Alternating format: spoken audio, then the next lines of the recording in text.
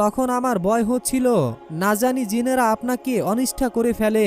তখন রাসূল সাল্লাল্লাহু আলাইহি ওয়াসাল্লাম বললেন, হে আব্দুল্লাহ, জিনেরা আমার কাছ থেকে কোরআনুল কারীমের তেলাওয়াত শুনতে চাইছিল। আমি তাদেরকে কোরআন থেকে তেলাওয়াত করে শোনালাম। এরপরে তারা আমার কাছে খাদ্য পানির জন্য আবেদন করলো। আমি তাদের গোবর ও হাড়কে তাদের জন্য খাদ্য পানীয় হিসাবে নির্ধারণ করলাম। ইবনে মাসুদ রাদিয়াল্লাহু তাআলা আনহু বলেন, ইয়া রাসূলুল্লাহ, গোবর এবং হাড়কে তারা কিভাবে খাদ্য হিসাবে গ্রহণ করবে?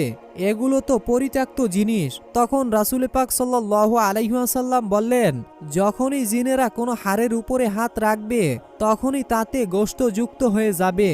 আর যখন তারা কোনো গোবরের উপরে হাত রাখবে তখন সেই গোবর থেকে তাদের জন্য শস্য বের হবে। আর এভাবে গোবর ও হাড়ে তারা খাদ্য খুঁজে পাবে। হে আব্দুল্লাহ, এদের জন্য আমি তোমাদেরকে সতর্ক করছি, আজ থেকে তোমরা কখনোই শুকনো গোবর এবং শুকনো হাড়কে ইস্তেঞ্জার কাজ